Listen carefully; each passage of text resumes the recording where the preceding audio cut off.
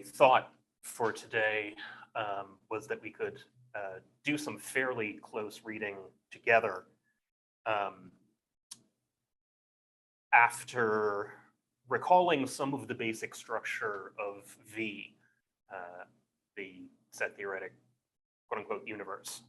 There is no universe.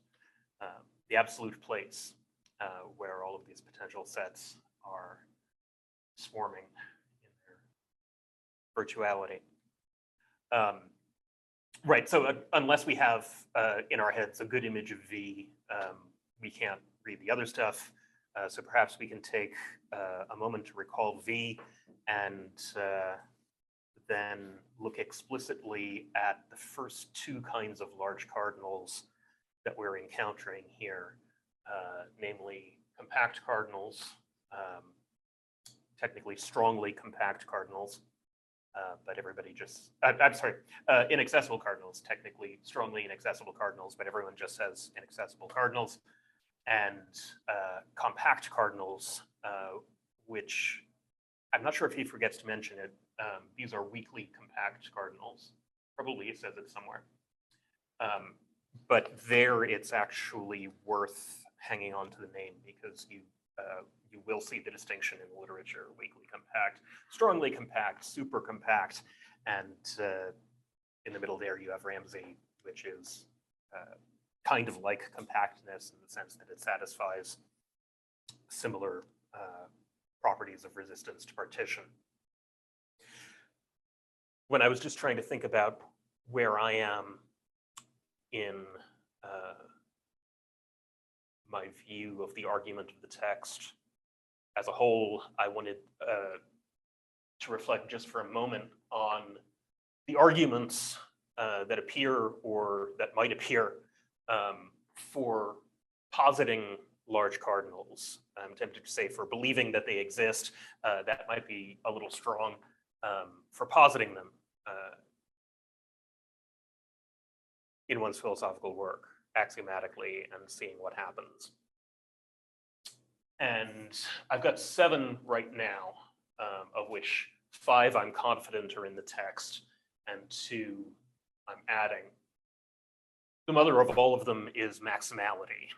This idea that the set theoretic universe should be as large as possible, not because we have an a priori conception of what it is to be as large as possible. If we did, that conception would be wrong, or maybe the ontological argument would go through if it's not contradictory. Fortunately, it is contradictory. So we don't have a concept of that than which greater cannot be imagined when it comes to V, thank goodness. Otherwise, V would actually be God and not just the absolute. But we have a working version of this, which is that whenever we reach a fork in the road and we're tempted to curtail the size of V, either in its height or in its width, which we should picture in a moment, the imperative of maximality is let's not do that. And that draws, I think, a rather strong distinction between mathematics in a full-blooded Platonic sense and the kind of logic that you get invented with Aristotle.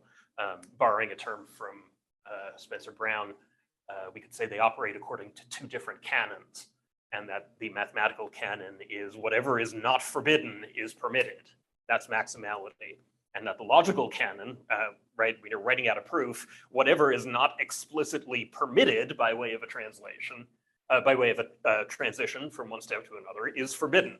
So in a way, the canons of mathematics and logic are opposites. And I'm going to introduce some stuff. Sorry, I forgot one of the most important ones.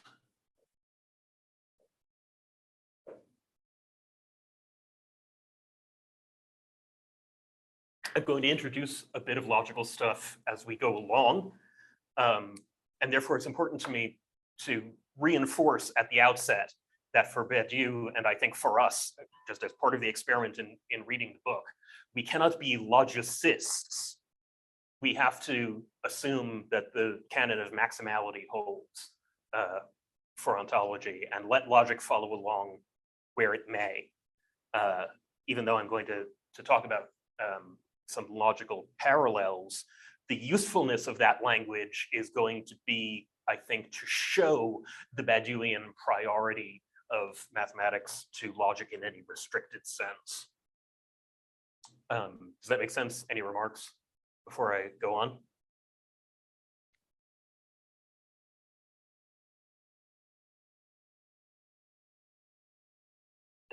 I don't want to spend forever just going through these, so I'll move on. Maximality, maybe everything else can in fact be subsumed under maximality. There might only be one argument, and it might be maximality. But if we just said that, then we would immediately want to ramify it into its consequences and say, well, what does maximality get us? So I'm not asserting that these are independent. I don't know whether they're even distinct at the end of the day, except for number 5. Let me go through the rest of them though.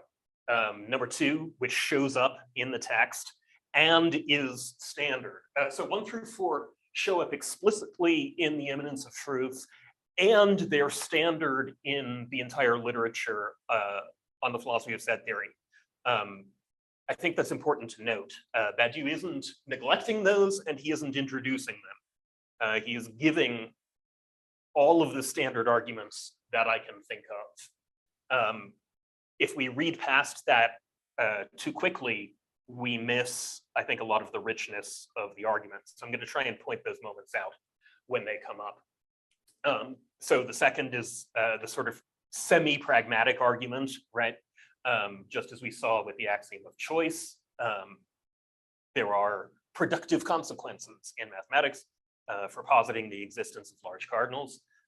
They're not as obvious, for sure, as those of positing the axiom of choice. That work is, I think, still being done. We mentioned, actually very early in our first session, that there are topological and there's at least one topological and topos-theoretic equivalent to positing the existence of inaccessible cardinals, specifically a proper class, an unending class of inaccessible cardinals, one that goes all the way up V, and that's equivalent to the assumption that whatever you're working on in your mathematical theory, you can always work inside a Grothendieck universe. We can talk about that a little more when we look at the inaccessibles themselves. It's going to make a great deal of sense if you think of inaccessibles as very much like worlds or universes themselves, where the criterion for being world-like or universe-like is that there's a very stark distinction between the world and what's in the world. And that by manipulating stuff within the world and performing operations on stuff within the world, you should not, it's the idea of a world is good, you should not be able to reach and rupture the limits of the world, right? Which of the Hellenistic philosophers is it who asks, well, if the universe is finite, what happens if I reach the end and poke a stick through it? Seems to get a dilemma either way.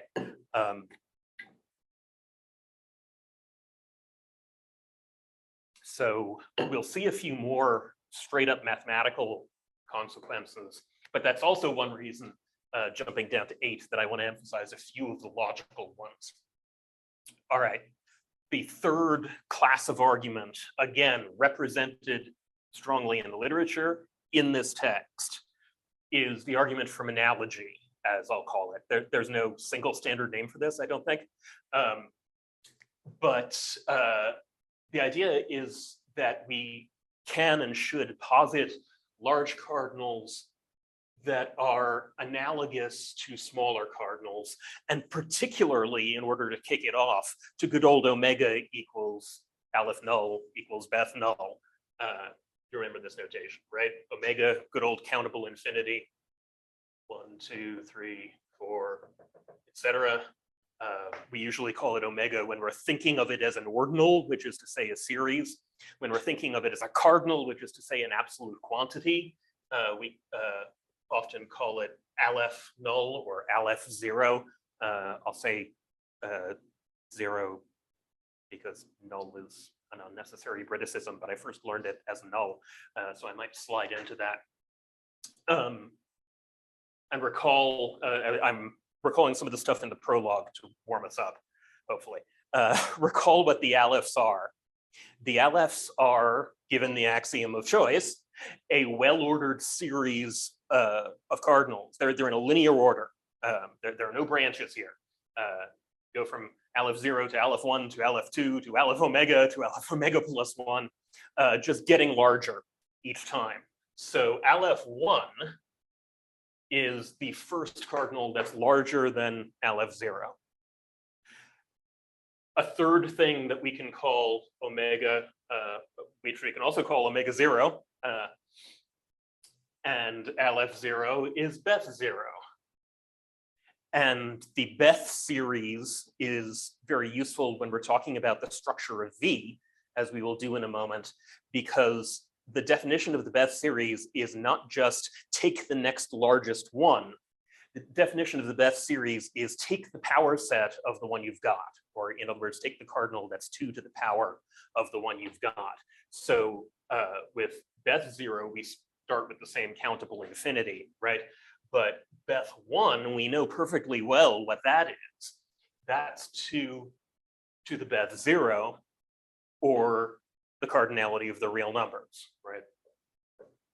The size of the real numbers, or sometimes written the size of the continuum. This is important because our universe, quote unquote, V, I'd like to just start referring to it by the proper name V, rather than qualifying it as the universe, because that's just wrong.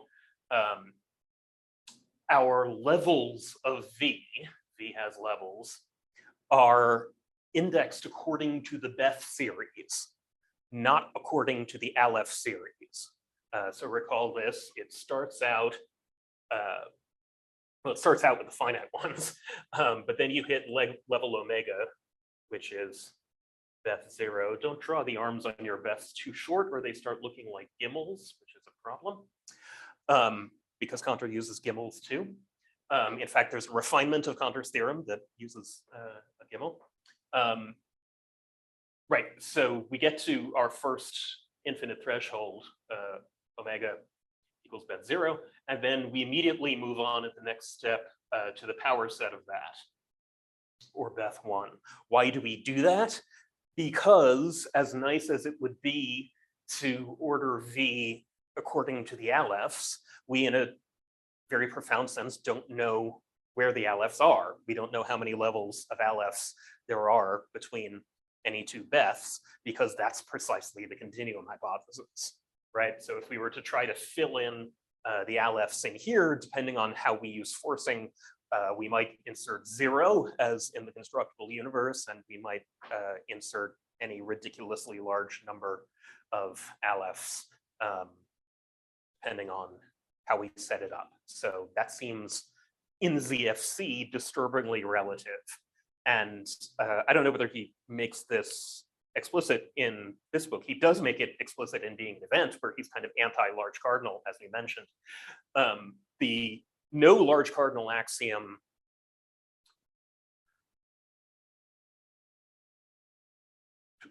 that has not been discovered quite recently affects the continuum hypothesis. Wooden cardinals might affect the continuum hypothesis, but none of the ones that we're going to talk about affect the continuum hypothesis. They will affect V equals L, or V not equal to L. Right, so by the argument from analogy, we're saying especially that we can and should posit large cardinals that recapitulate the properties of Omega relative to finite sets. This is why Badiou's talk about the finite being the same thing as the lower infinite makes sense, because when we ascend the large cardinal hierarchy, we're going to be positing properties of large cardinals that are analogous to or mirror the properties that Omega has relative to the finite sets. So that's why his talk of finitization is not just eccentric and is not just metaphorical. It's grounded in this argument from analogy. Then we'll have reflection, which is extremely philosophically rich.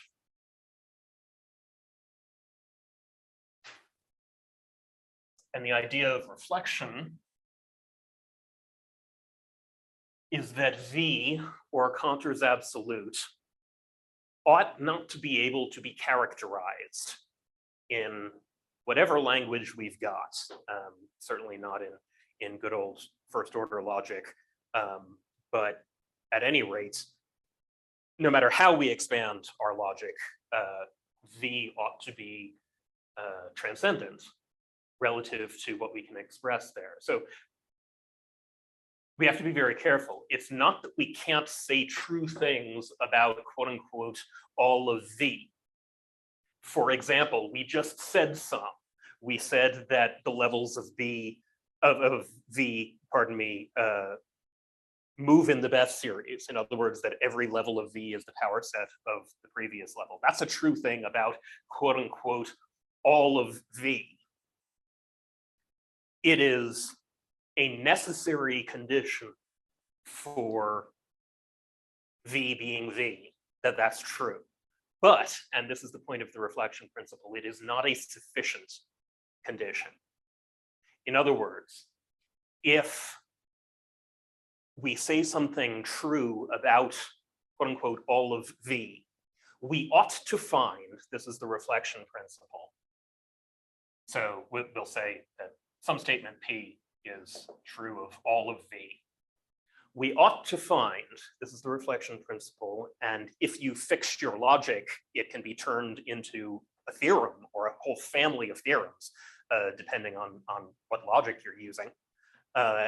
Anything P that you say about all of V, you ought to find is already true of an initial segment of V, which is to say V only up to some level of V sub K. The K's are kappas, but when there's no confusion, I'm often going to say K, LM instead of kappa lambda mu because life is too short for bisyllables.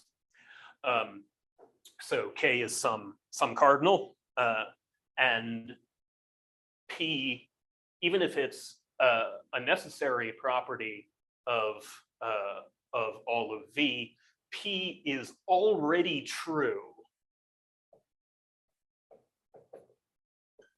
of V sub K. So if you like, we intend, here's our talk of reference and the fluidity of reference. And there's no point in talking about an absolute reference unless there is a problem with reference, unless reference is slippery, right? We have this in common in this book and say in the Phenomenology of Spirit. We would like P to refer to all of V, but all it forces to exist, all it compels to exist in order to be true is V up to V sub K. So we try to articulate these properties of the absolute, and they are reflected down. That's the metaphor. It's not reflection as in self-knowledge or something like that. The metaphor is that the top of V, which is a non-top, contradiction there, we sort of launch a description at it, and it bounces off and gets reflected down to merely this set sized level V sub K. Right, so that's reflection. All four of those are standard. I can't at the moment think of any other standard ones in the literature, and we'll see as we go through that they appear in this text.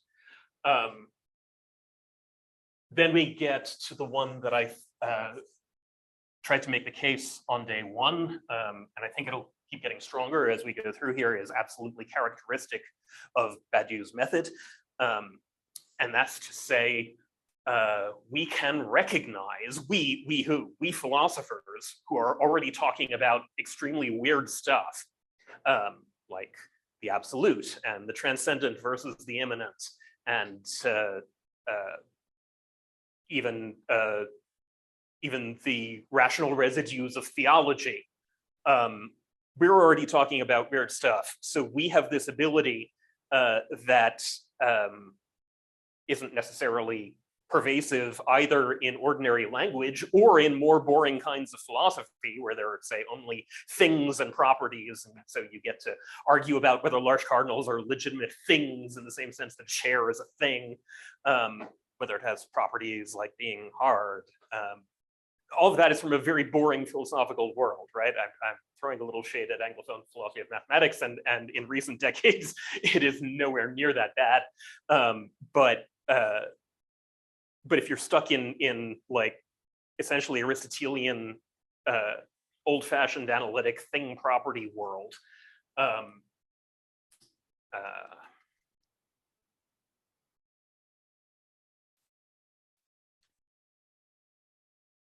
right, then our ontology is so boring that there's no chance to fruitfully recognize a translation, a proposed translation between a philosophy and something that we're getting from something as weird as a large cardinal. But we continentalists who do our math directly in conjunction with our continental philosophy, we can see theses like this because we know about weird stuff. We know about the play of the in itself and for itself. We know about the good infinite and the bad infinite, and the debate about that. We know about difficulties in trying to say something, whether they come from us through, say, deconstruction or through Lacan.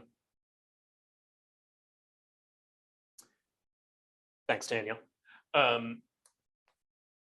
Right, we know about lots of strange stuff, and so we have the ability to recognize these formalisms as being in some sense the same as the strange stuff, and giving us a chance to develop each by that conjunction. If we're doing Badiou, we have to say understanding the formalisms enriches our understanding of philosophemes. For example, we can't do theology anymore, we have to do rationalized theology. And vice versa. If we don't have an interesting ontology, then we might be stuck in mid-20th century philosophy of mathematics, and notions like thing and property and what have you aren't going to enrich our understanding of the large cardinals. Does that make sense? So the fifth thesis here is my interpretive one. I'm saying that's like Church-Turing in its form, but it's dramatically unlike Church-Turing in its content, right? Because Church-Turing, in a way, puts together some very weird, some very conservative things about what can be manipulated without thinking, without doing philosophy. And this is about building connections between the other things that you can't program, that are not instrumental, etc.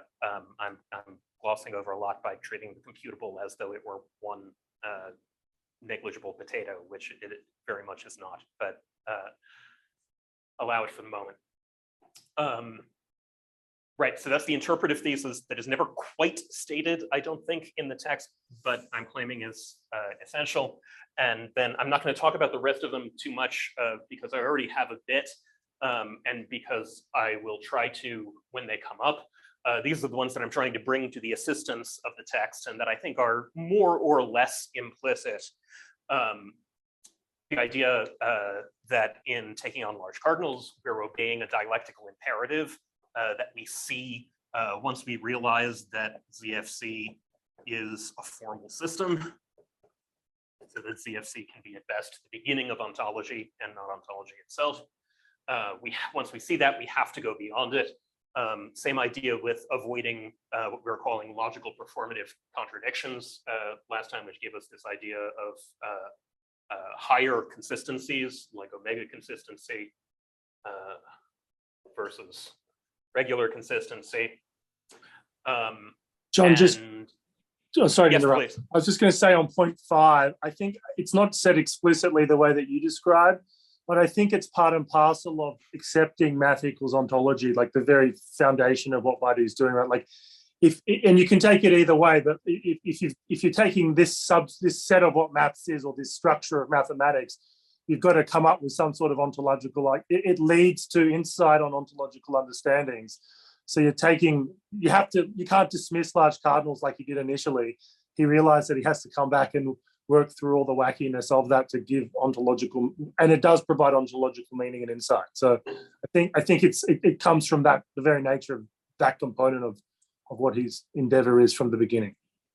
Absolutely, yeah. I'm articulating something here that I think is obvious if you're reading Badiou and getting anything from him at all, and just trying to make it explicit. And through the ontology, of course, when we talk about living in an interesting universe, through the ontology, you also get what you're supposed to be able to recognize as aspects of truth procedures, right? So we don't only live in a world of professors and tables and coffee mugs and Moors to hams.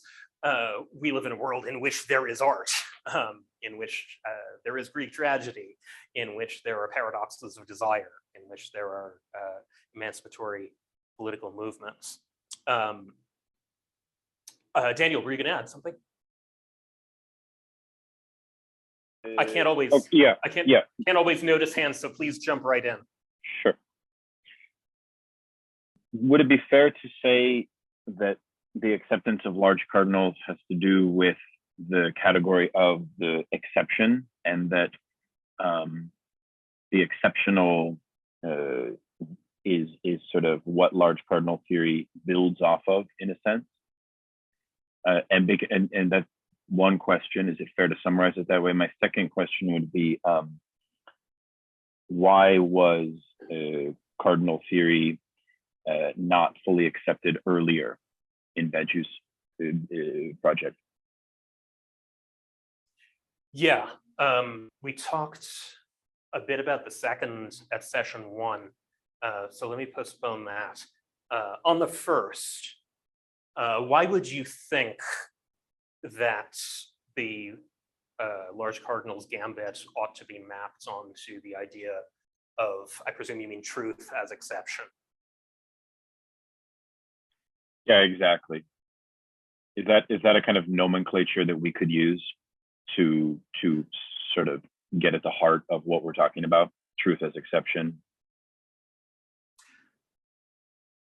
I would really like to hear from others about this. And of course, he grounds it in that, in some of the opening pages of the book, right? When he's laying out the strategy of the book. I think it's much easier to see what's going on with truth as exception at the level of being an event, where we're talking primarily about the true as the generic. And that's here too, and we have this discussion of the constructible versus the generic universe, but even Badiou says, this isn't an adequate discussion. Go back to being an event and read that. That's where you really got a model of this. And I think that's right. In fact, I was gonna suggest skipping over that math, because if we really want to get it, we could go back and read essentially the second half of being an event. So there are there are connections, of course, but to me it seems much more direct to line up the exception with things like the generic and diagonalization directly. They're preserved, of course, in our discussion about large cardinals, but I don't think intuitively that we get to the heart of the matter by saying large cardinals formalize the idea of truth as an exception. I think we've already done that. Zach wanted to say something. Yeah, I just wanted to just add a comment about that. There is a passage I was just reading in the prologue, actually, where that connection does seem to be made at the end of at the end of section 4 in the prologue, page 63. He says, or in other words, on any particular level of the V alpha type, an absolute truth that holds for V retains the status of an exception amid a host of particular statements whose validity is limited to the level in question. So it does seem to connect the two notions there. Yeah, and that's precisely what I meant by you found the text. That's what I meant by the connection that he draws at the beginning. Yeah.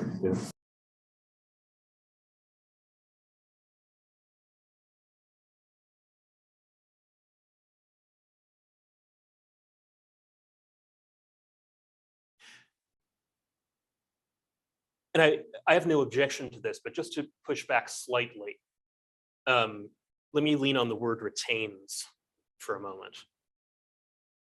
Or in other words, on any particular level of the V sub alpha type, an absolute truth that holds for V retains the status of an exception amid a host of particular statements whose validity is limited to the level in question. Yeah, I don't even have an objection. I just don't find the connection as developed in the rest of the book as I might have expected from this. And I don't immediately have an idea of how to develop it further. But does anybody want to take that up? Does anybody have a sense that in this list belongs large cardinals as a thought of the exception? I think of it as a second attempt to save the exception, really, right? So you've got the exception in being an event, but now we realize that it was subject to certain weaknesses, particularly with regard to its reference, with regard to what it refers to, right? And we knew that to some extent in being an event because we had the question of the constructible versus the generic. But now with this gambit of height, we're going to ascend to a point at which that relativity can hopefully be overcome. And that's a matter of,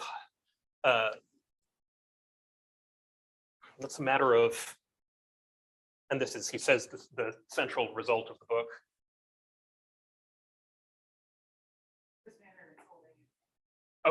Just to finish that sentence, 1 second. The question of whether V equals L is, at least on the surface, a question of width, W-I-D-T-H, of V. So we've got our ordinals here. Our ordinals are the spine of V. You can't have V without that central axis. And then the width of V in each case is what we are trying to say, or what we are trying to mean by taking the full power set of the previous level. And that makes V wider at every level. Of course, we can't draw that, right? This has to be kind of absolutely logarithmic scale because there's no way to draw the absolute cardinal explosion of these levels. So we just give it up and draw them as a straight line. Right, just to close that out for a second, because it's vital to the architectonic of this book. It seems, and in being an event, this goes back slightly to Daniel's remark, in being an event, I think he still thinks, and it seems at first, that these dimensions of V are logically independent of each other, are mathematically independent of each other, are independent of each other. So it seems like the question concerning height, which is the question of large cardinals,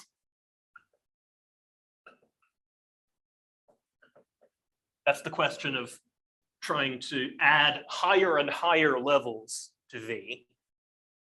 And the question of width, whether we can force the universe to be as wide as we intuitively mean when we're trying to say, but damn it, I meant the whole power set every time, or whether it might be as narrow as the inner model L, which is in a certain rigorous sense the smallest inner model that we can possibly have. And inner just means that, it means the skinny model. It'll be just as tall as V, but it'll be skinnier. So this question, the question of width, is intimately related to the function of the power set, and also, which is really important for Badiou in being an event, and has slightly receded in importance here, I think, thank goodness, to the question of the continuum hypothesis. the general continuum hypothesis. How much we're growing at each level is equivalent to how wide V is, right? So if we knew the relation between the set and its power set in terms of size, we would in a certain sense know how fat V is. The problem is that both V and L and a bunch of models that you can force in between, other inner models of V, bracketed between V and L, the problem is that they all have crazily different widths, and you can almost pick one out of a hat, as Cohen showed, and set the width of the universe to that. Okay. In being an event, I think this even shows up explicitly both in the text and in the auto glossary or the auto dictionary to being an event when the transcendent orientation comes up. His main point is that messing with large cardinals will not resolve the continuum hypothesis. And the continuum hypothesis is where he thinks that the important ontological impasse is, right? Where we have the choice between the constructible and the generic, or roughly the choice between the properly mathematical canon, maximality, and the logical or logistical canon of minimality.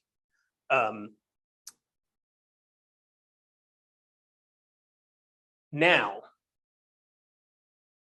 he knows that even though it's a great first approximation to think of the structure of V that way, V has height and width, and up to a certain point, literally, they're independent. Now he knows that they're not actually totally ontologically independent.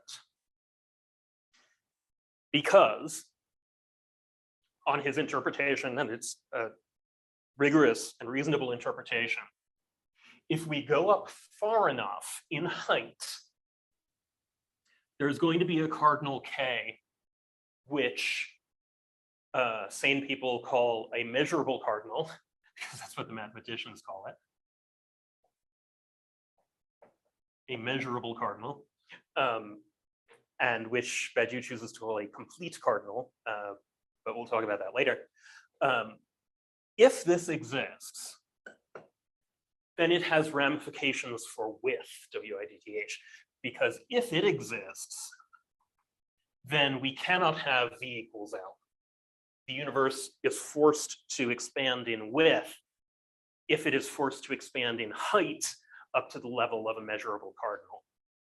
So all this is a long way of coming back to Daniel's remark about what's changed. At minimum, the impression of the independence of the height and the width of V has changed.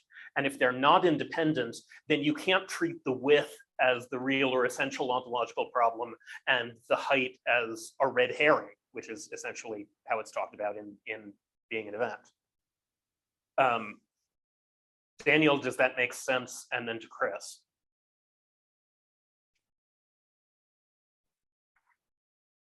Yeah, it's getting there. Yeah, it's getting there. I'm also now wondering how the distinction in being in event one between belonging and inclusion might map onto height and width, if at all. But that I don't want. It does fundamentally. Let me do that in just a minute after Chris. Yeah, of course. Yeah, of course. And this is good, by the way. We're not just digressing. We're progressively recollecting the structure of V. We really need to be able to see V as a shape in our minds and its properties in order to understand what's happening as we push up. Right, sorry for the delay, Chris. Oh, not at all, no problem. I suppose this is where I think the crux that you're getting to is the idea of finding this compact cardinal such that it can't be covered over, which kind of brings me back to the comment I left on 2 weeks ago, which is we should talk about recouvrement or covering over as a concept, which I personally just hit the formalization of in my reading of the text last night. And that's around 389, 390. But yes, the general idea here I want to sort of discuss is when we're looking for something that can't be covered over. And that sort of speaks a touch to what Daniel's trying to understand with this conception of truth and immanence of truths, as opposed to, say, Baidu's conception of truth and being an event, is we're looking for that point where the dominant ideology can no longer contain itself and keep perpetuating itself, that there's an actual exception in the situation such that, you know, where does he put the question? Yeah, you get what I'm sort of hinting at here is we're looking for this complete cardinal where it can be covered over, and what are the implications of that? I think I get you. And that would make sense of the initial text that we alluded to and that Zach read to us. Let me try and mirror that back to you and see whether I understand you. So covering over is an operation on the width dimension. Even think of laying a cover over something, but it's really a shrinking operation. We're shrinking the whole set of possibilities to a restricted set of possibilities, the ones that are acknowledged by the dominant ideology, or I still think any ideology of domination, whether it happens to be the dominant one or not. But let's leave it the dominant ideology. All right. So we know from being an event that breaking out of that has the structure of an exception. Yes, I'll buy that. And the exception is that a fragment, a tiny fragment of what you can't see at that level because it's at the level of the power set is going to appear in this world. So you know that this world is not all there is. In that sense, it's an exception. And if I understand you properly, you're saying what we get at a measurable cardinal unexpectedly by going vertical is something like a refutation of the form of ideology itself. Not just any particular ideology, but the process that makes ideology possible is shown to be fake.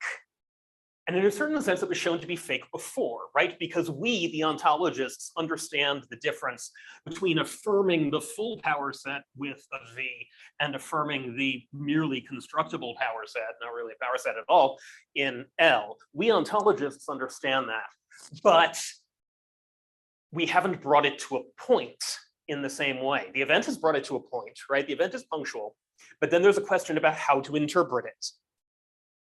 And now the interpretation itself is being brought to a point in a measurable cardinal. I know that was a lot, but am I on the track of what you're trying to say, Chris? Yes, and I think you get to a point where he effectively just says V can not possibly equal L because of this complete cardinal. That's the breaking point where V is no longer, it's irreconcilable at the point that V can equal L. So yeah, that's kind of where I was coming from. Finding this compact cardinal, working backwards from that into this discussion of why do we care about large cardinal infinites. It's the payoff that we want. Yes. That works really well for me. Thank you for that.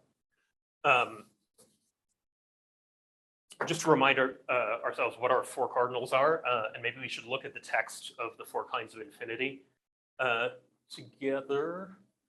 Man, I'm blowing through so much time. I apologize. I want to read like 200 pages with you today, and it's not going to happen. But just to remember the four, these are very definitely not the only four kinds of large cardinals, but the four that Beji pulls out and beautifully, maybe a little too beautifully, schematizes for us. At the lowest level, we have inaccessibles. I'll just write kappa for cardinal or cardinals, right? Inaccessible cardinals. Then going up, we have compact cardinals. These are the ones that I said are actually called weakly compact cardinals, and strongly inaccessible cardinals. But this is more important. And then there's a threshold. And it's going to be the threshold that separates V from L once and for all. So the existence of these cardinals is compatible with V equals L. The two kinds above that are not. If they exist, then V does not equal L. And the crucial one is this measurable cardinal.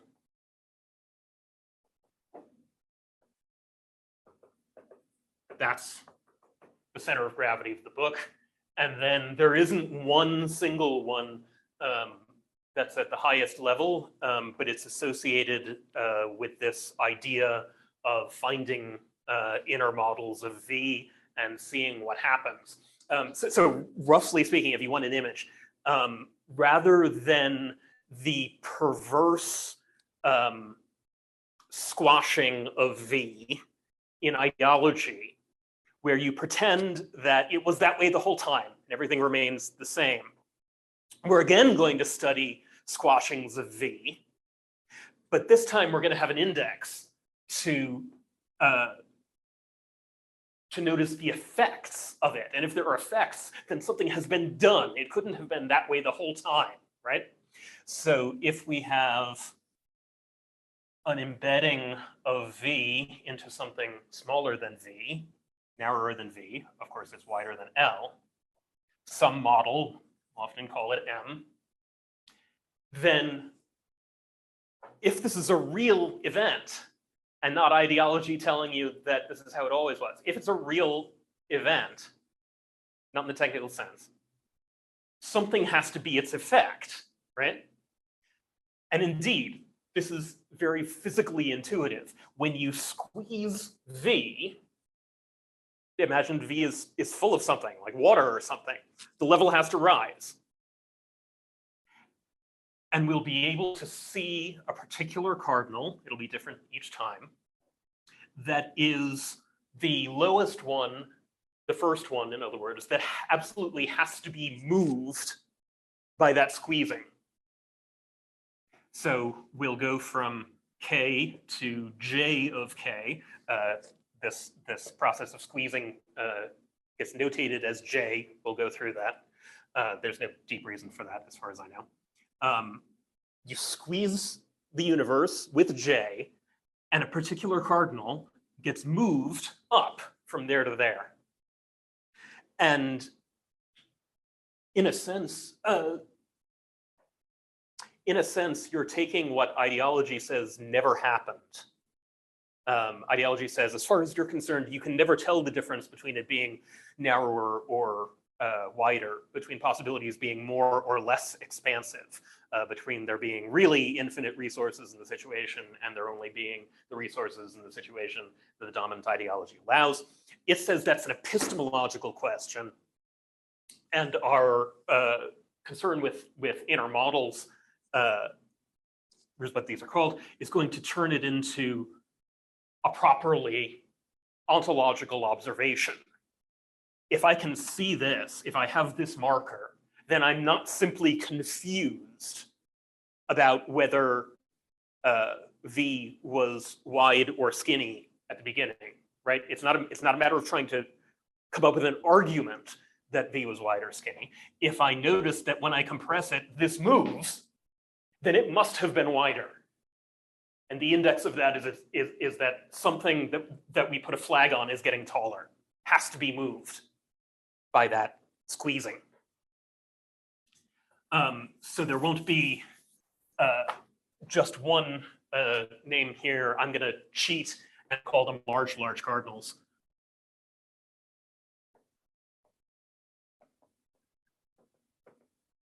Yes, this is how the set theorists talk, and technically speaking, I'll call them other large cardinals. This line between compatibility and incompatibility with V equals L is typically the line that people will draw between small, large cardinals and large, large cardinals.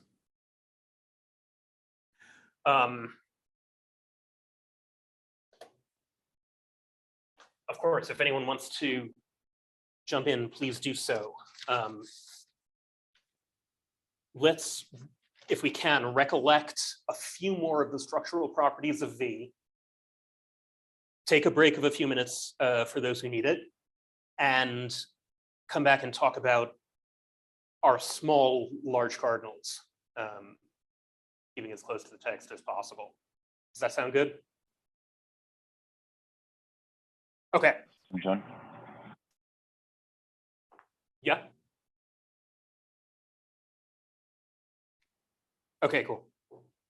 So we've already said a lot about V.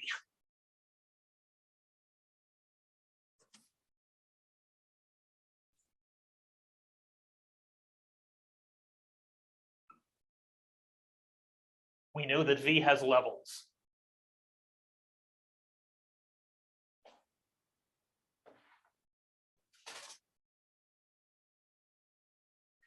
Let's try and do this in rapid fire. Someone who knows what's in V? What is V made up of?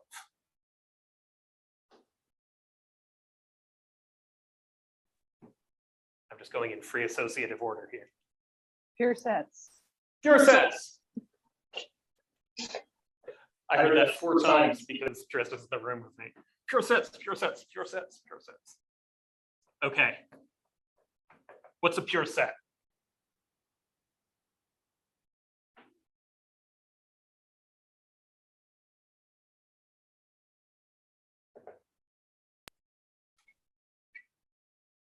It is a set, all of whose elements are also sets.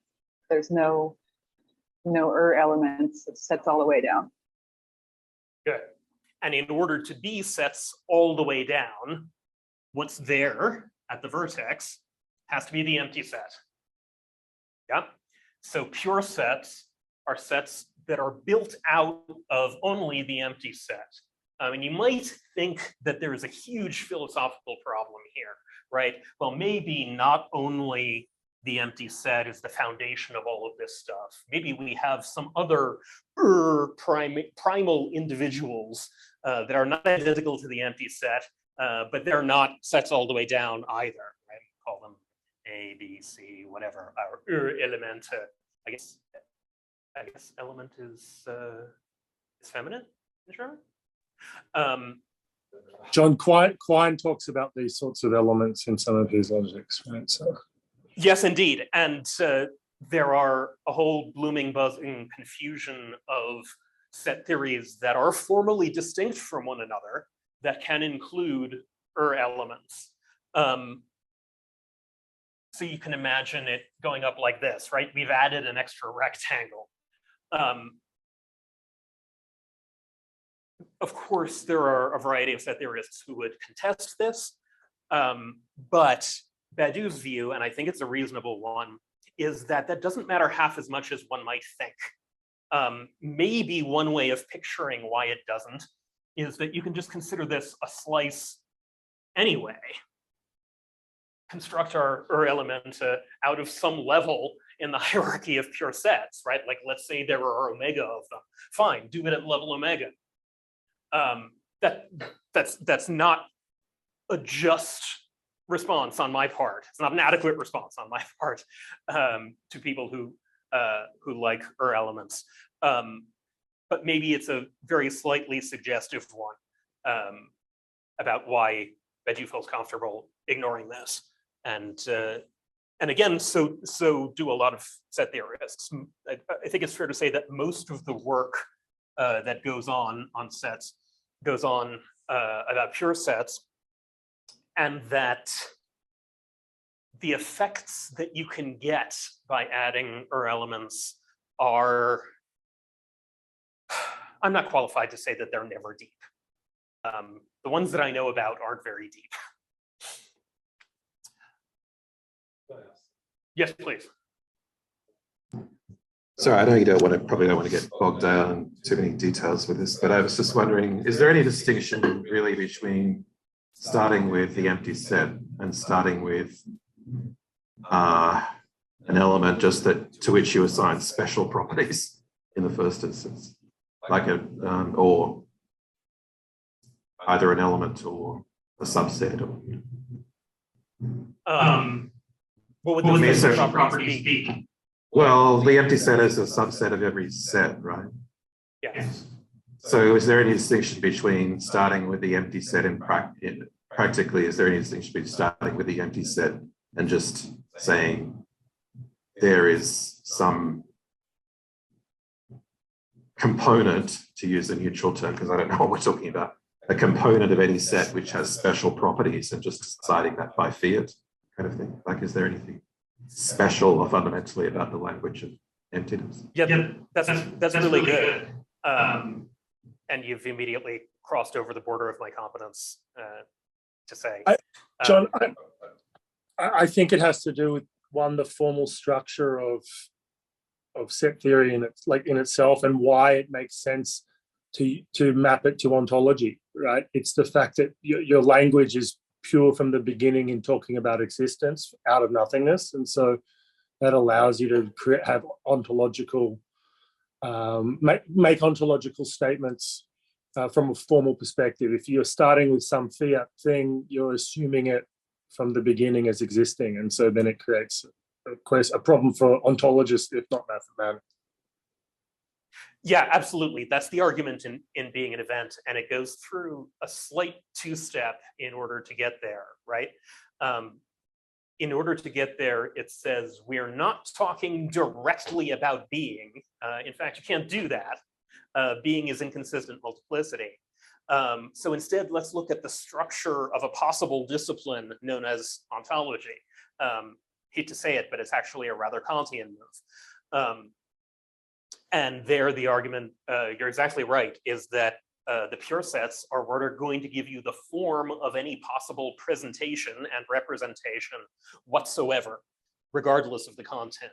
And maybe you could go back afterwards and plug particular content into it, but that if what ontology is the discourse of what you're able to say about being qua being and not any particular being, then by dealing with pure sets, you're justifiably limiting yourself to the form of possible existential assertions and relations among them. Now, I could imagine a phenomenologist coming back and saying, yes, that's precisely a metaphysical view in the objectionable sense. You have to start somehow with the givenness of being, and a set theory with error elements is going to be a better model of starting with that givenness and only reflecting formally on the basis of what is there. I mean, that's another side of Kant too, right? So the discussion wouldn't have to end at that point, but that was Johnny, right? I think you've exactly put your finger on the intelligibility of it in this project. Thanks. I see Shulamit and Chris.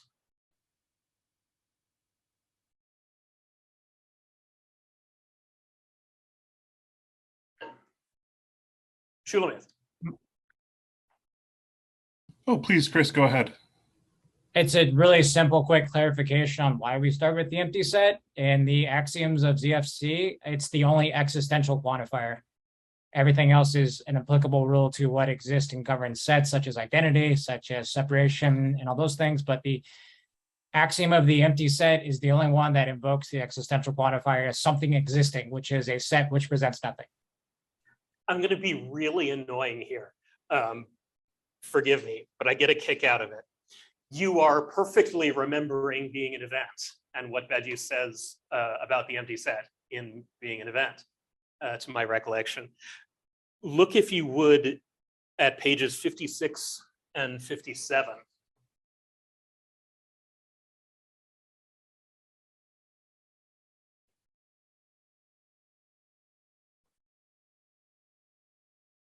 Extensionality, pairing, union, power set, separation, replacement, which we really need to talk about, foundation or regularity, choice. There is no axiom of the empty set there. And if I recall properly, it doesn't even bother to say so or to coordinate that with the discourse in being an event where it's just so darn important. Keep reading till section 3 where he says, A, the empty set. It can be easily shown that there exists one and only one empty set. Yes, exactly. But that means it's not an axiom. Now it's a theorem. Do you see? Now it's something that can be proved by the axioms, on the basis of the axioms, but it isn't the grand existential assertion that it was in being an event. Is this a problem with the text? Is this a contradiction? No, it just makes us notice something that it's very good to notice, namely in any list that you are usually given of the axioms of ZFC, the axioms are not fully logically independent of each other. Just because it's a real pain and really ugly to try to come up with a list that is totally logically independent of each other. And there are trade-offs. So here you have separation in a particular form, so you don't have to have the empty set. That's how he does it here, right? Yeah. So let's say we're given a set A. Separation lets you pick out the subset in A that has any particular property P, right? I'm sorry if I'm not using the letters that he's using, I'm just recollecting. Okay, so what property of the elements of A shall we take?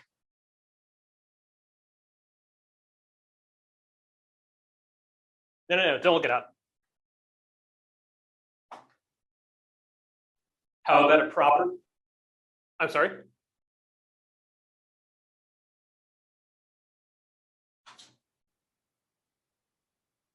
Again, please.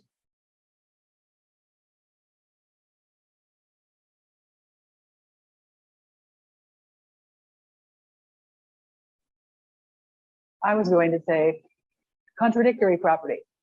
Yes. Okay.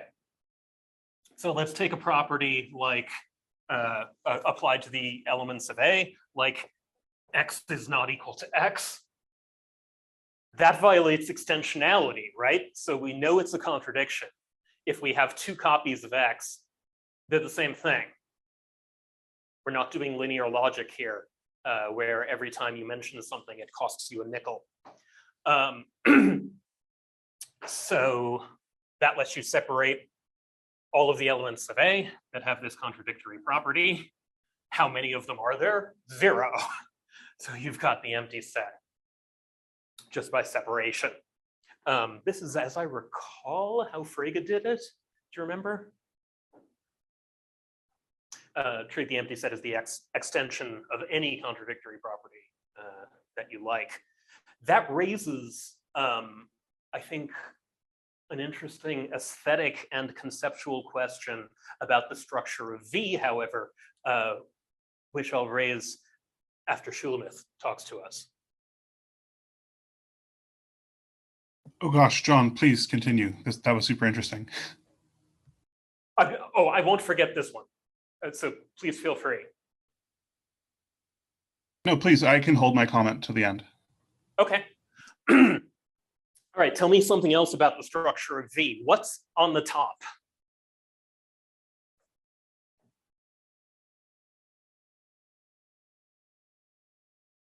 Zero equals 1.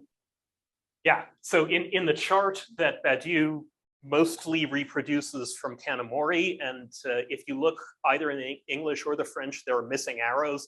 I'll put it on the Zulip and in the errata document in the Google Drive where the arrows are supposed to be. They're pretty obvious. The arrows all flow downward. But like, if you notice here, like extendable cardinals are just coming out of nowhere instead of being implied by Vopienka's principle. It's page 592 of the book, FYI, where this chart is. Thank you. So Badiou's version of Kanamori's chart, it leaves out some cardinals that Kanamori includes as well, just because they're not relevant to this book. I think every cardinal he mentions in the book is included here and vice versa. I could be wrong. At any rate, and it's nice that we have the cumulative hierarchy, or V, right next to that on page 593. So if we ask what's at the top of V, there are a couple of possible answers we can give. The most straightforward of them, I believe, is that the whole point is that it has no top. If it had a top, one of two things would happen. It would be merely set sized. So this triangle would be a set. And then we could go up to this top level, apply Cantor's theorem, diagonalize out of that set, and get a bigger set, which is 2 to this one. So if we think this is the top, if we think this is the universe, then we'll construct 2 to the U, and we'll be in exactly the position of that Hellenistic philosopher who goes to the end of the universe and then punches.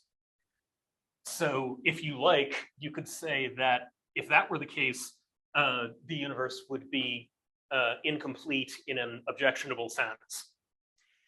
Even worse, if you give it a top, but insist that all sets are in it, then you get a contradiction. Because this time, you can again go to the limit, diagonalize out with Cantor's theorem, but this time you've stipulated that that's also impossible, right? So as soon as you go out, you have to assert that you're also in. And when you're in, you have to assert that you're going out. So you have this contradictory border there if you think of a proper class as having a border. The standard notational solution for this, we might have mentioned this at session 1, standard notational solution for this is very simple. And it's one of those things where either Lacan or Badiou talk about the really tricky role of the syntax here. The merely syntactic solution is to say V is not a set. It is a proper class.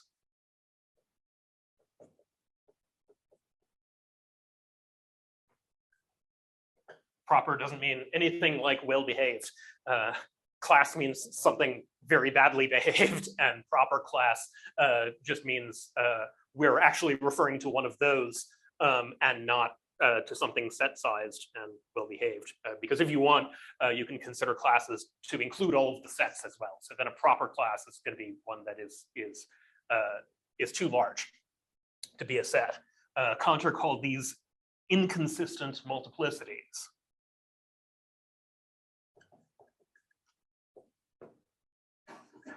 In a famous letter to Dedekind.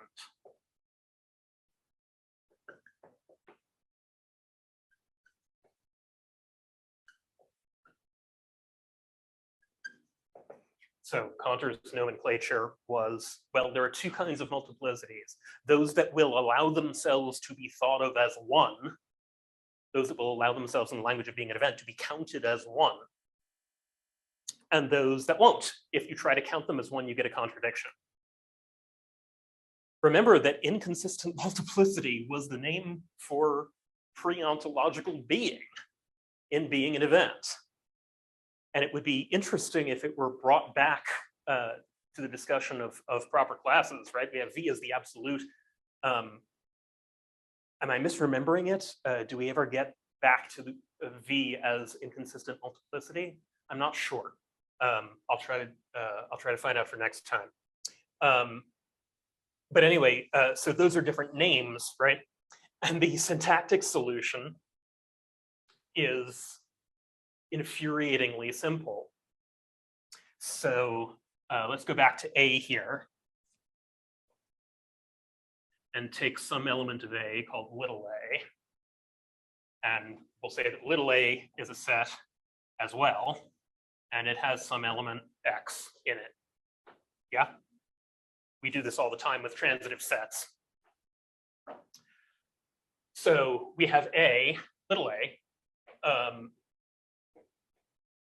is an element of big A, and X is an element of it. You also need a notation like that in order to define the power set, right? And indeed, being unable to define the power set is one way of talking about what's going to prevent you, syntactically speaking, from escaping the universe at the top. So here, A appears on the right of the element sign relative to X. And here it appears on the left relative to big A. And that's the normal behavior for a set. A set can be something that has elements, and it can be an element in something larger. So the syntactic solution is simply to make a law that says V can never occur on the left, so that X is an element of V is grammatical, but V is an element of X is ungrammatical. Does that infuriatingly and beautifully notational solution solve all of our philosophical problems about the existence of V? I don't mean to make fun of it. The more one thinks about the implications of this, the more interesting it can get. Even Heideggerians, for example, might find something like this to be a formalization of ontological difference, it occurs to me, right? We say that being is not a being. So let's say that a being is something in being, right? So we have a being is in being, but being is not in anything. And that also gets you very close to the metaphor of a place, right? An absolute place. But there are some places that have stuff in them that are also in something else, like our famous early modern boxes in boats, right? The early moderns are always going on. They're discovering the laws of inertia. They're always going on about stuff that happens on boats as the boats are floating down the river. And let's say that you have a box and something is ricocheting around the box, right? So the box is its place, but at the same time, the box is being translated down the river because it's on a blank boat.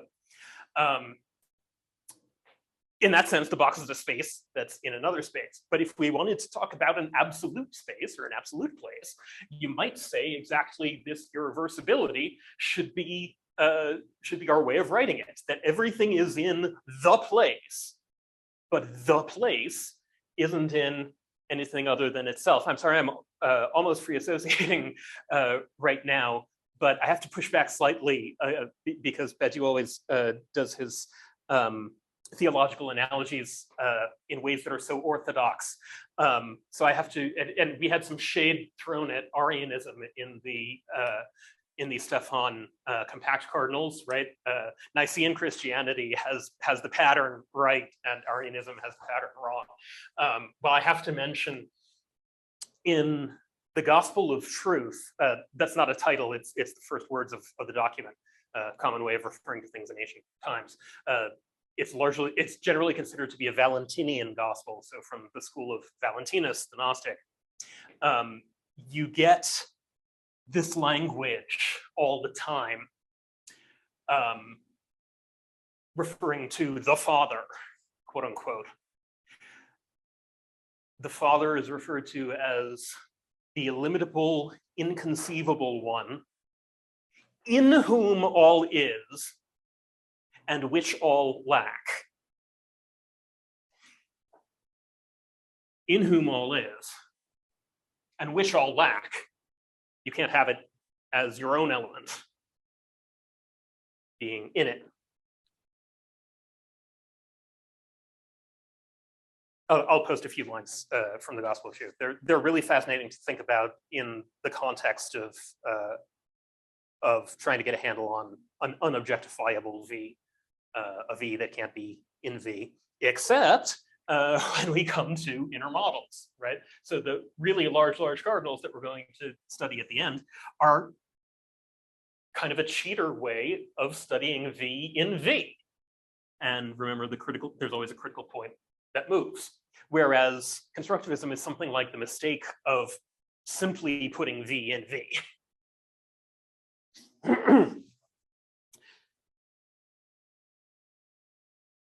Okay. Taking up so much time. I apologize. Back to Shulamith. Oh, thank you, John. That was super helpful. I just wanted to go back to Zach's question for a second quickly, say something about that. I think that it's actually a really like deep and interesting question, why we start with the void, right, or the empty set. Badiou talks about this in, I think, Meditation 5 of being an event, under the name of the suture to being, which is a very funny way of talking about it. But I guess what he means by that is that if you didn't start from the void, then you wouldn't actually be sure that set theory corresponded to anything, right? It could just be this totally free-floating thing that has no connection to reality. And then someone could come in and say, well, okay, like that's all very nice, but does this like actually correlate to anything? Or are you just doing a bunch of constructions that you then come out into the real world and are in a daze and have no idea what's going on, right? And I think like Badiou at least sees the void as the guarantee that this has something like reference. Can I respond? Yeah, go ahead. Yeah, I guess I was thinking, trying to clarify what my concern was before, and it seems to me that I wonder if the order is from wonder if the order concerning the choice, like the rationalization was concerning the choice to start with the empty set, in fact, or necessarily has to proceed from some ontological observation about the properties of the empty set, named the empty set with some intuition about emptiness, or whether in fact it could just as easily proceed by just formally positing some element or component with particular properties, you know. So I don't know. I guess that was my concern. You know, which may be a small concern. It just strikes me going through theorems and so on that you might as well have just introduced some component in your set theory with particular formal properties, rather than some intuitive appeal to the nature of emptiness. That's all. I mean, is it intuitive? Is it an intuitive appeal to a notion we have independently of set theory? Or is it a kind of structural necessity where we call it the empty set, or we can call it the empty set? But just like there is only one empty set is a theorem, right? Whatever played the role of the empty set might as well be the empty set. So even if you posited some special object with special properties or whatever, what you would just be doing was defining an object that did all the same stuff in the theory that the empty set did. So is it a, I guess my question is it an independent intuition that we import in, or is it something that we can see once we get going it just arises from the larger structure of what we're doing? Yeah, I mean, yeah, that's complicated. It seems. I mean, according to this derivation of the way that John presented it just before, in terms of the empty set as a derivative theorem, I mean, there is an appeal to emptiness there. Like there is nothing there. You know, there is nothing there. So I don't know. Yeah, I'm not going to resolve this. It's a really fruitful source of further discussion, I think. I would just add to it a little bit.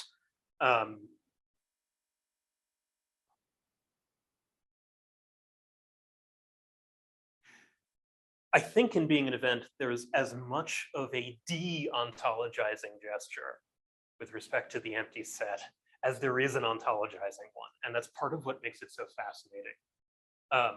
Because in a way, it's an extremely significant thing. We're beginning with the void. In another way, we're simply beginning with a mark, right? We're beginning with a unary trait, as the Lacanians would say. And indeed, what other way could we begin? So that beginning with the empty set and beginning, possibly that's a tautological equivalence. I'm not sure. Formally, if you keep the same definition of the power set, then the empty set is going to recur in the next level. It's not the case that your atom A will necessarily, that won't be a subset of every set. But as soon as you start out, you're going to have the empty set being a subset of every set again, as long as you keep a standard notion of the power set. If you don't keep a standard notion of the power set, I think you may be closer to what Dresden is suggesting, where your atom is really just another name for the empty set. Not that that resolves the problem of atoms, which is one of the, I think, top 4 Greek philosophical problems that are actually being reactivated in set theory. But more on that later. I wanted to raise the question of whether to begin with the empty set is simply to begin in the same way that to begin a discourse is to begin with a mark. But one more thing about the empty set here in V, we put the contradiction sign or 0 equals 1 at the top. Does that mean there exists a top and it has the property of being contradictory? A diletheist might say yes. And I don't want to go into the full argument against the diletheist now from large cardinals. I'm going to try that out on you later, though. So one way of looking at it, there is a top and has the property of being contradictory, being a paradox.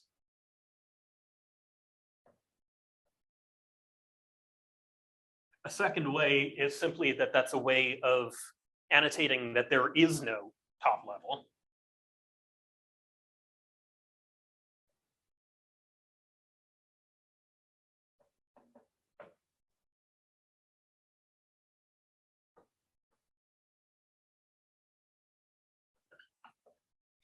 A third, I think, and I think Chris and I had a bit of a colloquy in one of our previous sessions about this. A third way seems modal to be describing a contradiction, describing a hypothesis contrary to fact. This is close to Cantor's sense of inconsistent multiplicity. Namely, if you posited a highest level, it would be contradictory.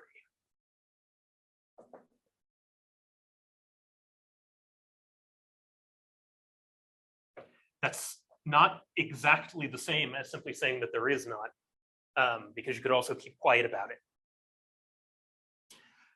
And finally, I'm not saying these are the 4 or anything, they're the ones I can think of off the top of my head. Finally, there's a nice notational trick here for thinking about implication.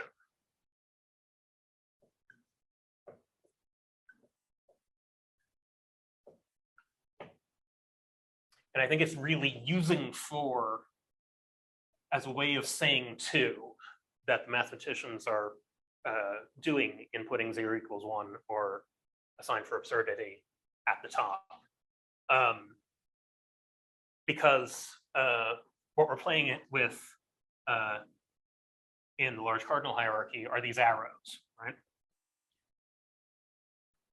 If higher cardinals exist, then lower cardinals exist, or what is often the same thing, but it doesn't mean the same thing. What is often the same thing is they're equiconsistent, or that the consistency of the lower cardinal is ZFC flows from the existence of the higher one. Don't worry about that too much. For now, just picture them as straightforward implications. If this one exists, you've got this one. If this one exists, you've got this one.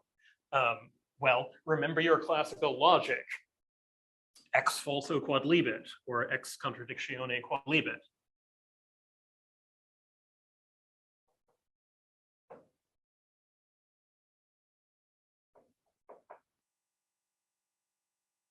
Agamben's quadlibet, but leave that aside for the moment.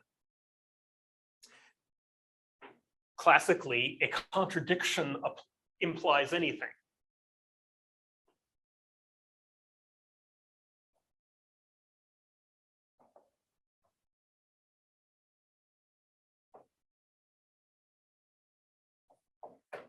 So, metaphorically speaking, if you have a contradiction, then you have everything that follows. That's not totally satisfactory because all kinds of other things could follow that aren't intended to be included in the set theoretic hierarchy, right? The moon is made of green cheese would follow just as well. So this isn't really playing a key structural role in that sense. It's not that you can deduce everything from a contradiction and have it come out to be the right hierarchy. It's a notational convenience. But one more thing about that, at the risk of sounding like a completely stoned undergraduate.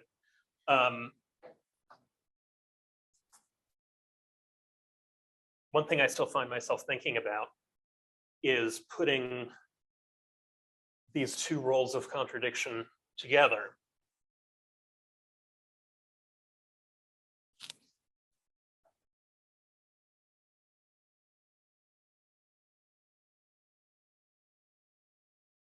So we've got contradiction standing in as a sign at the top, the non-top. But as we just did a few minutes ago, we made the referent of a contradiction the empty set. And that was, in fact, the most elegant way to do it. So if we're drawing an arrow of reference here, not the same as an arrow of implication, then it seems to me that in a way, the non-top refers to a bottom again. I think that's just one of the many paradoxes of the fact that V is an icon. V refers to something V-shaped. That wasn't how it was intended. I think it's Piano who came up with V and was using it in a very different context to stand for verum or true. Von Neumann universe, John, I think was the original. No. I'm very glad that the answer to that is no, because V should not be an eponym. Piano used it much earlier, and then Russell and Whitehead took it up, and I think they used it in Principia, and only then does it begin to be associated in people's minds with von Neumann, because von Neumann defines the cumulative hierarchy in the standard way. But it would just be terrible if V were actually the eponym of some individual. It would be like Zuckerberg thinking that he owns the word meta. It would make me very, very sad. John, the way I always thought of the upper bound of 0 equals 1 is that it's the limit, right? It's like the limit as something approaches something else, right? So it's not actually defining a point per se, it's just defining the limit. And the reason why that's the limit is because V is ultimately trying to remain consistent as you go up, and the point at which 0 equals 1, you're adding in a component which is inconsistent, because that's the only other thing you can add from Gödel's incompleteness theorem to to go up to that level. So that's the point at which that's why it's a limit as V expands is 0 = 1. Yeah, absolutely. So you can think of it as a limit in the sense of what is definitely excluded, right? What is definitely not a rank, what is definitely not included in V. That which we have to finish by making sure is still excluded on pain of contradiction. But then there's still this curious relationship between the fact that that's precisely what we had to do to kick it off, right? We had to refuse inconsistent multiplicity in order to begin, which is to say to begin with the empty set. And so there's a sense in which V is as if bounded by the void on both sides, except that here it's excluded and here it's included. That's I don't want to push that too far. It's suggestive, but I don't think it does much for us interpretively in Badiou. We should really talk about inaccessible cardinals, and if we have to push compact cardinals to next time, so be it. Shall we read the introduction to them together? Let's see, where do they first show up?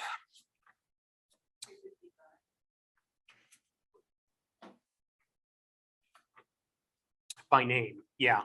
Let's go back one step even before that, to 249.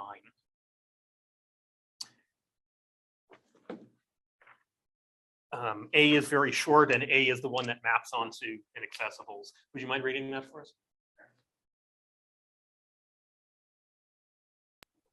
Okay, did I successfully unmute? Yes, okay. So theological, historical conceptual approaches to infinity. A, transcendence. As regards the properly transcendental or negative approach, infinity is in a position of dominance over any predicate by which one might attempt to define it, and any operation by which one might attempt to construct it. Well, sorry to be picayune, but I can think of, I included this in the errata, I can think of no reason for transcendental to be there. The French is transcendant, as it is consistently throughout, but in the translation, for some reason, you get a variation between transcendent and transcendental. And we don't want that, right? Because anybody in post-Kantian philosophy is going to be tempted to think that that's an important difference, and we know what that difference is. Any actual francophone, please correct me if I'm wrong, but just don't be confused by that. Please. Okay. Where did I leave off? Paradoxically, the only approach available for a thinking of infinity is to experience that it cannot be approached by any of the ways that seem to lead to a thinking of it. Another way of saying this is that the infinite is incommensurable with the finite. And since our world and our thinking belong to the finite, the infinite is only accessible to us negatively. This negation is a rough approximation of the thinking of infinity. Infinity is defined as inaccessible by any definition other than that of its inaccessibility. This is the domain of negative theology and was explored extensively by both the theologians of the Middle Ages and already, albeit under the name of the One, by Plato in the Parmenides dialogue, where it is shown that the One is that about which it can be said neither that it is nor that it is not, as well as by the exegesis of Neoplatonic Christianity.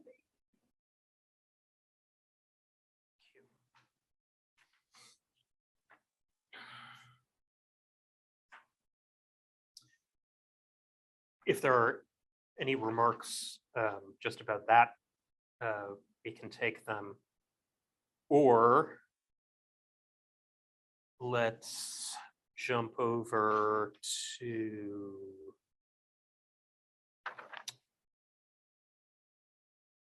(252). Here he gives this wonderful schema of the 4 kinds of large cardinals that he's going to consider. Inaccessibles, or the ones that are thought from below. Resistance to division, these are the compact ones, and I think you can schematize that as saying you're thinking from the outside, right? Something is coming from the outside and trying to divide them. So you've got from beneath, you've got from the outside, then you've got those which are that which is thought in itself, and then finally from above. The ones thought in itself, or if you will, from the inside out, that's the measurable cardinal. And the ones that are thought from above are these embeddings, these inner models of V that make critical points move. So the crucial thing here, such a neat schema, and I really do mean that. It worries me that it's too neat, but it just does a wonderful job of something that I think nobody's ever done, giving an intuitive feel for how the hierarchy of large cardinals, as we have it at the moment, is laid out. I worry that this schema seems closed, right? What are you going to do after from above? Maybe filling in of some kind. It would disappoint me, though, if the theory were over in that way, and it would seem to run contrary to maximality and to reflection if it were a finishable theory. And there are even some disturbing passages in here and in related interviews where he talks about, or seems to talk about, the possibility of a completed theory of infinity. And then I kind of want to go back to the beginning and say that's the one thing we're sure can't exist. At any rate, let's go to 254. I'm just pulling out the ones that refer to inaccessibles right now. So 254, we get a gloss on the same thing. Can the infinity being considered, this is number 1 on that list in 254, can the infinity being considered be defined as inaccessible with respect to the operations by which a set can be constructed from below? That is, from sets whose cardinality is less than its own. This is the infinity by way of transcendence. Right? He's easing us into it. Then we get slightly longer description of case 1. Would you take that one again? That's 255. Number 5, case 1. Okay, inaccessibility. Now we have it by name. For case 1, the whole problem will be to define the constructive operations that we intend to transcend. They must represent clear and powerful models of what makes it possible, according to the axioms of ZFC, to guarantee the existence of a set on the basis of supposedly already existing sets. One type of infinity can then be defined negatively as that which cannot be constructed in this way. We can see here how dependent this approach to infinity is on the type of negation allowed by the logical language in which ZFC is deployed. If the cannot is absolute, as it seems it is when the logic is classical, we either can or cannot. There is no other possibility, says the law of the excluded middle. And Yoda, I guess. The infinity by way of transcendence will be confined to non-existence. The means adopted to overcome this difficulty will be as follows. We will first try to establish that it is no doubt impossible to prove that such an infinite set exists, so we cannot make it exist in VFC, but that it may also be impossible to prove that it does not exist. Not being able to prove an existence is not the same as being able to prove a non-existence. It may be that the existence of an infinity by way of transcendence is simply a proposition that is undecidable in ZFC. Okay, I have to pause there because, again, there's something potentially misleading. And I have this paranoid fear that I might have said it the wrong way in our first session, although I couldn't find myself saying it the wrong way. The glib thing to say about large cardinals, and the thing that in practice set theorists believe, is that their existence, at least the small ones, the ones that seem relatively well behaved, is independent of ZFC. That ZFC can neither prove that they exist nor prove that they don't exist. But that independence, unlike the independence of the continuum hypothesis, is not provable in ZFC. You can prove in ZFC that you can't prove that they exist.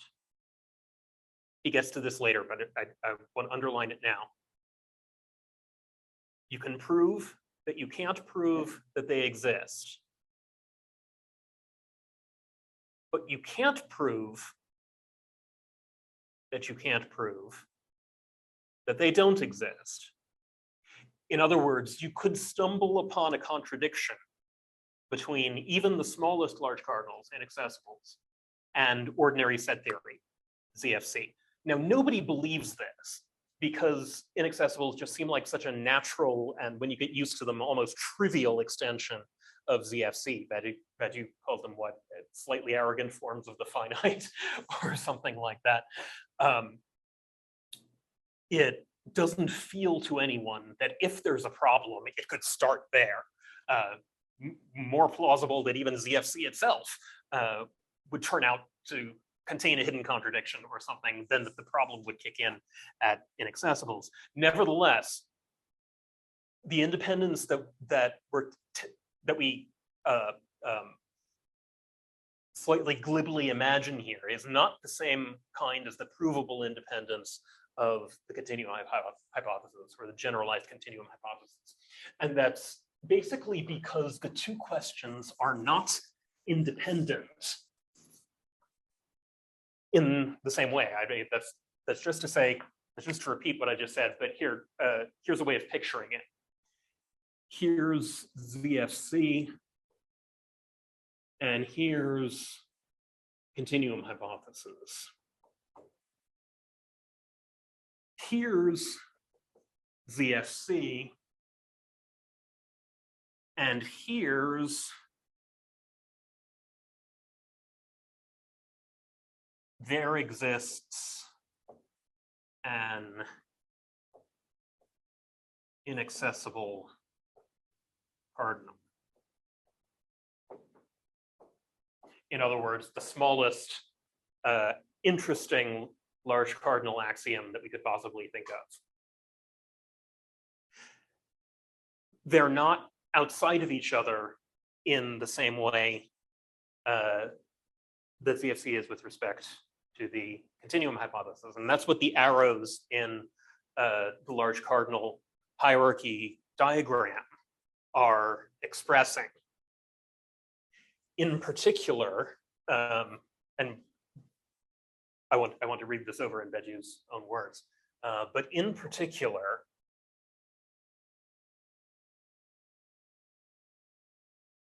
let's let K be an inaccessible cardinal.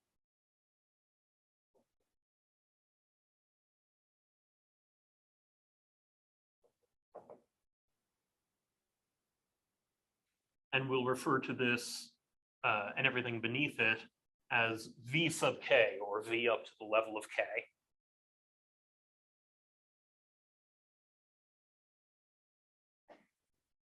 If V sub K is consistent with ordinary set theory, ZFC, then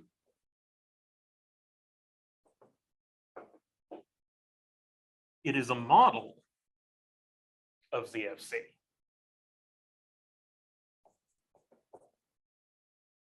In other words, we can interpret all of the sets whose existence we can prove in ZFC as being about sets below the level V sub K, below the level of an inaccessible cardinal. Right? So, what would happen if you could prove true independence, like you had here? What happens if you could prove true independence in ZFC for the existence of an inaccessible cardinal? Well, something very bad would happen.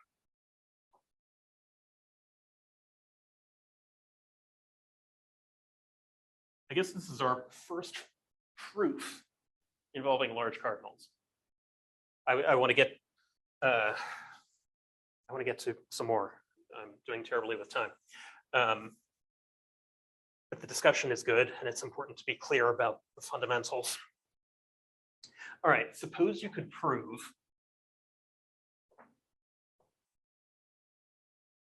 that the existence of an inaccessible cardinal is consistent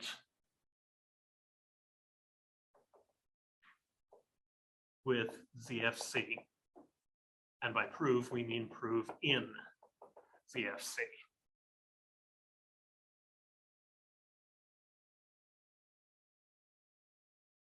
So that would be if we could prove con ZFC, or ZFC is consistent, implies con ZFC plus there exists an inaccessible cardinal. That would be a very nice thing. That would give us true independence in the sense of the continuum hypothesis.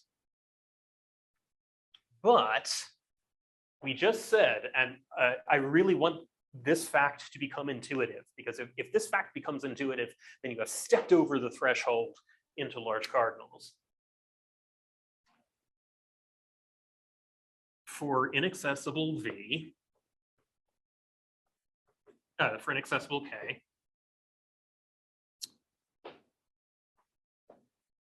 VK is a model of ZFC, which means we can interpret all of the theorems of ZFC not as being about all of V, as we naively intend them to be, but only about V up to the level of V sub K. So it means to be a model.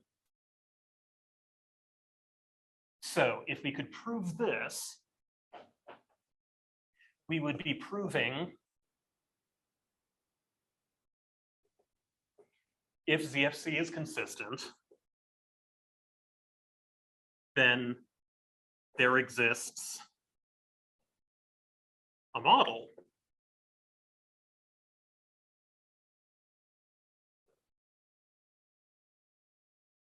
of ZFC.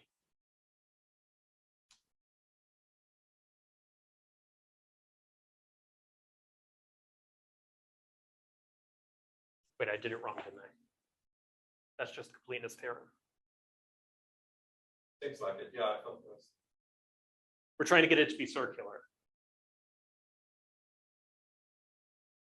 Well, to say there exists a model is to say, is it equivalent to saying consistent, right? Yeah. The problem is that's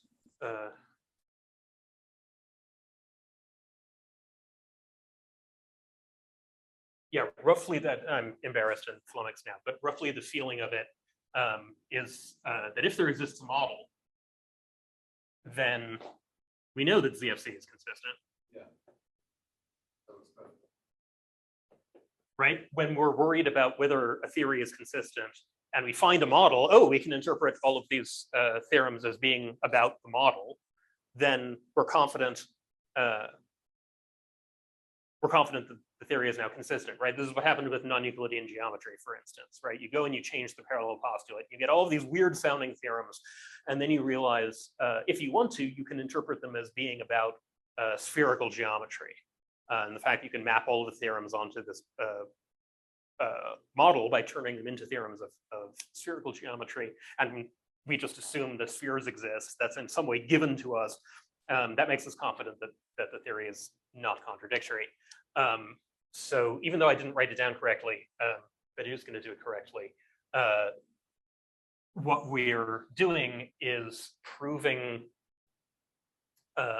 from the assumption that we're proving from a consequence of the assumption of ZFC being consistent that ZFC really is consistent. I'll write that out properly and post it, or we can find this, right?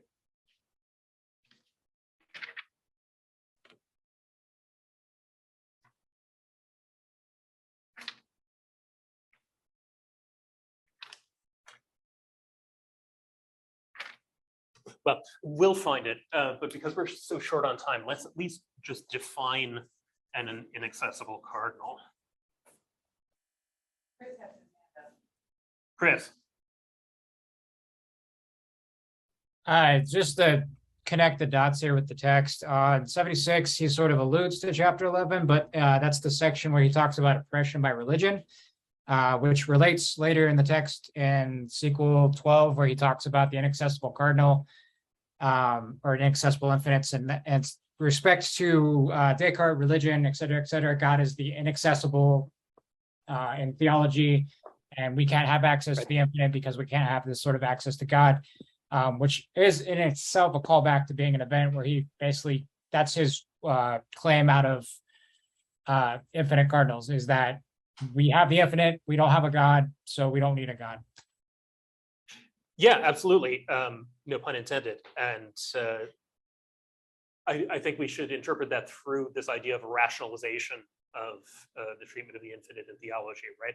So in a way, in retrospect, the problem with the discourse of transcendence in theology was that it took inaccessible to mean inaccessible full stop.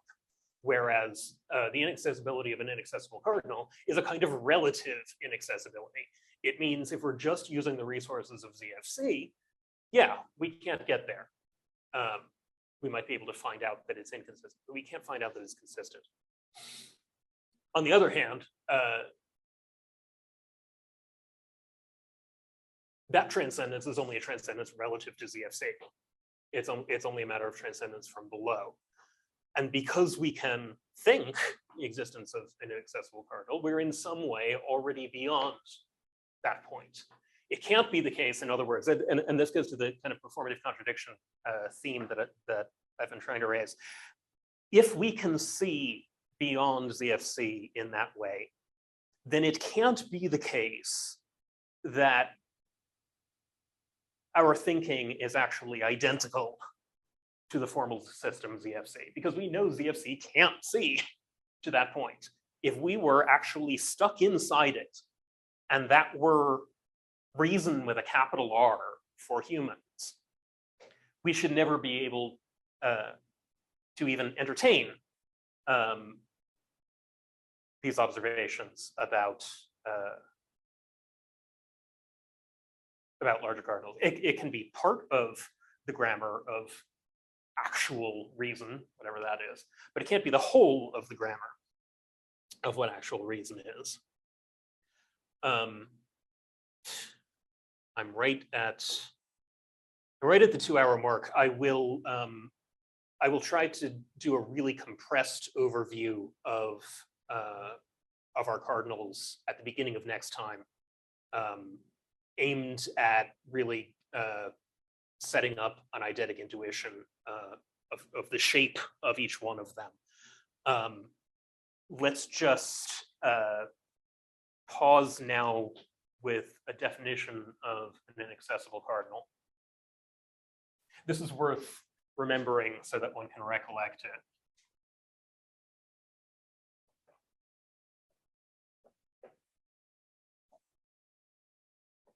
Oh, and then I'm going to give you the outline of an argument that I'll fill in next time. All right.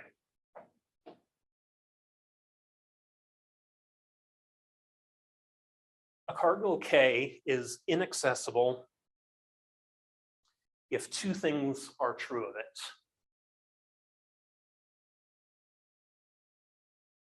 It is a strong limit cardinal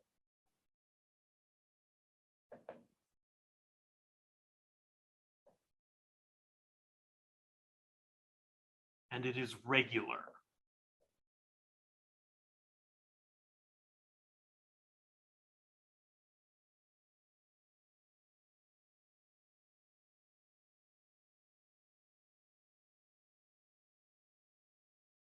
I understand if some people need to check out immediately. I'm going to try and put a parenthesis on this as soon as I can.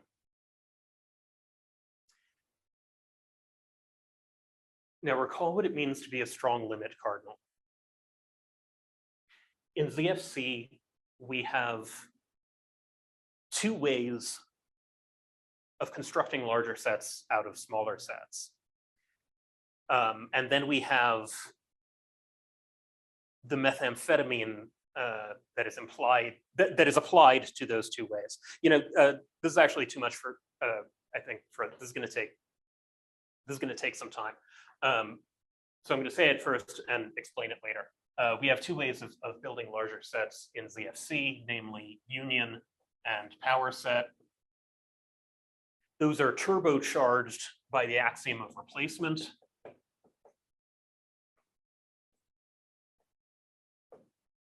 Which is something we really need to talk about next time. So to be strong limit is to be unable to be reached by power set, right? So let's suppose we start out with omega or L of 0, good old countable infinity, right? Actually, since we're talking in terms of power set, I'll call it that's 0. Take the power set of that, you get 2 to the bet 0 equals bet 1, right? Take the power set of the power set of bet 0. And you get 2 to the 2, bet 0 equals bet 2. Things start getting large very quickly, even when you restrict yourself to the finite case. The stack of exponents means that V, even in its finite initial segment, grows by tetration, which is to say hyper exponentiation, so that you can write out the pure sets in the first 4 levels of V very easily. I posted the picture of this to the shared drive. You can write out the first 4 levels very easily. Writing out level 5 is very annoying. It's several thousand, and V sub 5 is like 65,000 something elements, and then V sub 6 is 2 to the power of 65,000 something which something. is greater than the number of atoms in the known universe or something like that. Was I saying it wrong? Oh, you said a few thousand, maybe 65,000 counts as a few thousand compared to We're 2 to the doing power. set theory. That's merely a few thousand. All right. So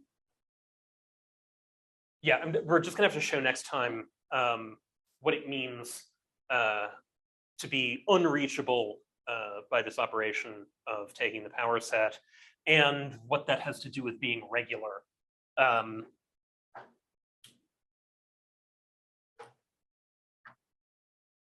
Yeah, should we pause there, and we can continue the discussion as long as everyone wants. I'm not going anywhere, but for the sake of those who need to go now or to tune in asynchronously, perhaps we should pick up there next time.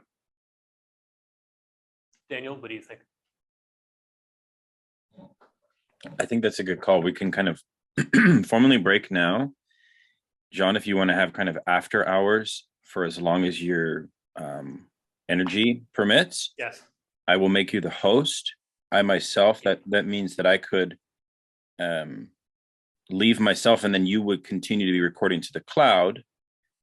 Or we can stop the recording now and your after hours can be non-recorded. I don't know what you prefer. Oh, we can leave it on for now. Maybe we'll accidentally say something helpful. Perfect. I'm not gonna try to push the linear narrative any farther. Yeah.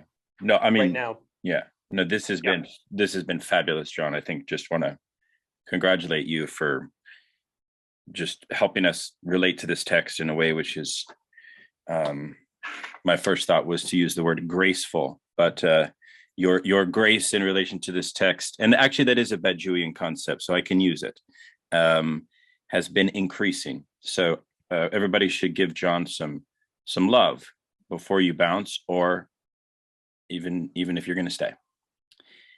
So thanks again, John. Thank you very much. That means so much to me.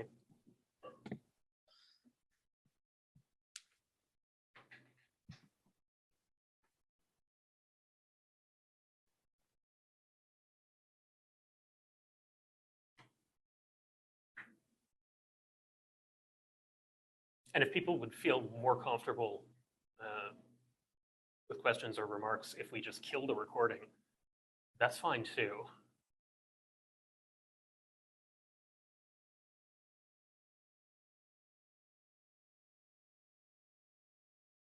And if we're burnt out for the day, that's also fine.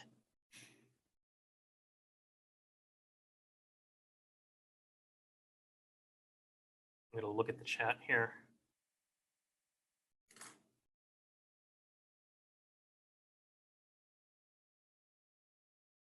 I guess one has to eat dinner. Although I'm going to pull an early Augustine here. Early Augustine is as cool as late Augustine is horrifying, and say that the sharing of number among friends is like the sharing of food, but even better, because it doesn't diminish as you share it. That's why you should always have a mathematical Thanksgiving.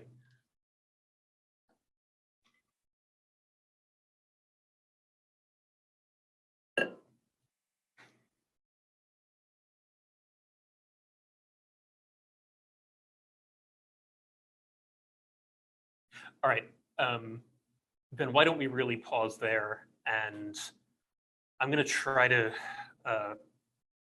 go through some repeated compression cycles of what I want to try to show you over the next 2 weeks, so that we can fit it in and kind of get back on our reading schedule. Please make use of the Zulip at any time, or the other means I've given you to chat with me and each other.